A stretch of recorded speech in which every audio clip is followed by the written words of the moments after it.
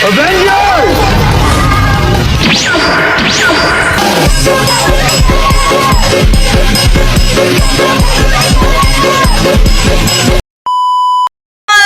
warahmatullahi wabarakatuh. Halo teman-teman, kami dari kelompok 6 akan menjelaskan mengenai penerjemah. Saya Sinvia Inifa Masri. Saya Anissa Sabina Nurjana. Saya Monika Trutami Dewi. Selamat menyaksikan. Oh, udah. Oke, aku jelasin ya. Penerjemah adalah orang yang mengalihkan pesan dari bahasa sumber ke bahasa sasaran secara akurat, utuh, dan mudah dipahami. Tujuan penerjemahan adalah menyampaikan informasi, makna, dan maksud penulis asli kepada pembaca bahasa lain secara tepat dan efektif. Kita lanjut ke kode etik. Yuk. Cia, wayahe tampil. Oke, selanjutnya ada kode etik penerjemah. Yang pertama ada akurasi dan kesetiaan, yaitu menyampaikan makna, nuansa, dan gaya sumber terjemahan tanpa mengurangi, memutarbalikkan, dan menambah informasi tersebut. Di sini ya. Yang kedua ada kerahasiaan, yaitu menjaga kerahasiaan semua informasi bisnis, pribadi, klien. Di sini ya. Yang ketiga ada kompetensi, yaitu hanya menerima pekerjaan sesuai dengan gaya bahasa. Yang keempat ada imparsialitas. Apa sih itu imparsialitas? Yaitu tidak memihak dan tidak membiarkan keyakinan pribadi mengurangi hasil terjemahan. Di sini ya. Yang kelima ada integritas profesional, yaitu tidak melakukan plagiat dan tidak menjiplak terjemahan orang lain. Di sini ya. Mon, kamu lagi? Daza. Oke, selanjutnya kode etik yang keenam, yaitu transparansi. Apa sih transparansi? Menjelaskan batas kemampuan, risiko kesalahan, atau kebutuhan referensi tambahan kepada klien secara jujur. Yang ketujuh, itu ada pengembangan profesional berkelanjutan. Apa sih maksudnya? Yaitu maksudnya terus memperbarui kemampuan, bahasa, pengetahuan budaya, teknologi penerjemahan, dan standar industri. Di sini ya.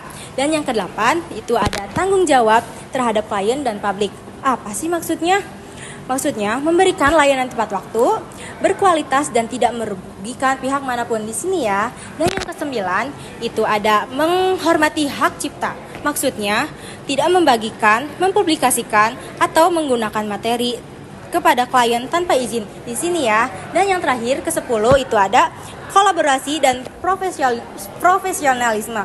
Maksudnya apa sih? Yaitu menghormati rekan seprofesi, menjaga komunikasi profesional, dan memberikan kredit bila bekerja dalam jam. Di sini ya. Lanjut. Baik, pada tugas kali ini kami mengambil contoh studi kasus mengenai situs Mangamura ilegal.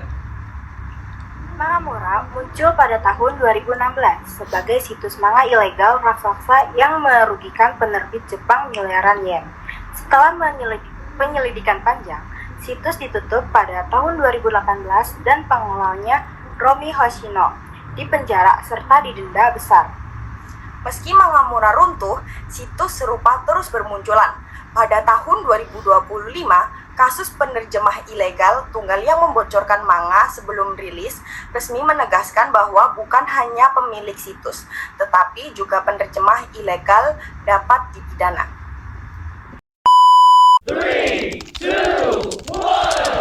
今月、デジタルの売り上げが大きく下がっています。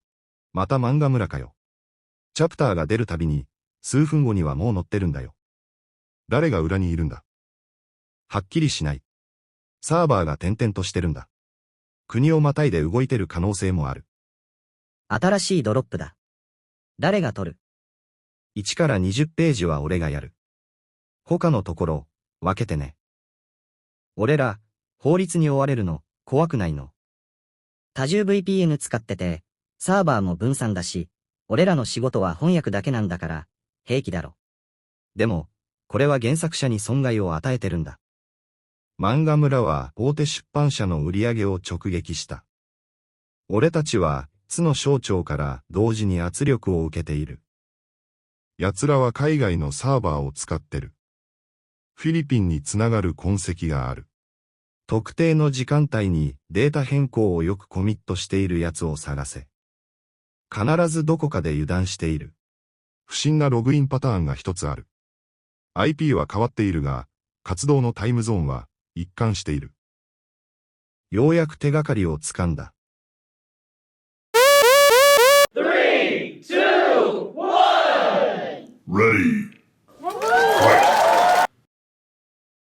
奴が餌ファイルに食いついた。接続ルートを完全に抑えたぞ。海外当局に連絡しろ。今がその時だ。ドアを開けろ。手を挙げろ。ついに来たか。お前たちは私の村を見つけたんだな。売り上げが上がり始めた。世界はやっぱりゆっくり変わっていくんだ。Nah, bagus banget kan animasinya? Dari kasus tadi dapat kita lihat ada beberapa teori filsuf yang tidak dijadikan patokan oleh mereka yang berhubungan dengan penerjemah seperti Immanuel Kant. Memberi landasan kewajiban moral, tidak menyebarkan karya tanpa izin sebagai prinsip universal. Aristoteles menekankan niat baik dan karakter sebagai pusat etika penerjemah. Jonas menuntut tanggung jawab jangka panjang. Budaya kreatif harus dijaga. Nah, kesimpulan yang dapat kami ambil yaitu kasus penerjemah manga itu intinya soal menghargai karya orang lain. Gak masalah kalau orang menerjemah karena ingin berbagi atau belajar. Namun, tetap harus ada batasan etikanya. Manga itu punya pemilik hak cipta dan penerjemah, apalagi yang dilakukan secara publik, harus sadar apabila tindakan mereka bisa berdampak ke pembuat aslinya. Yang sering bikin runyam adalah ketika terjemahan digunakan untuk keuntungan pribadi atau diterbitkan seolah-olah itu karya resmi mereka. Di situ letak problem besarnya. Kalau memang mau membantu komunitas, tidaknya tetap transparan, bukan terjemahan resmi, tidak mendapat uang, dan tetap mendorong pembaca untuk mendukung karya asli. Menurut kita, kode etik yang paling sederhana itu seperti ini. Terjemahkan jika niatnya belajar atau membantu. Tapi jangan merugikan pembuat aslinya.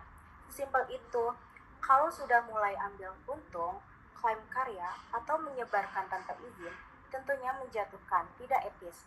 Intinya, boleh berbagi, tapi jangan lupa ada batasnya. Minasang, terima kasih sudah menonton. Semoga ilmunya bermanfaat. Minasang, arigato gozaimasu. Sayonara.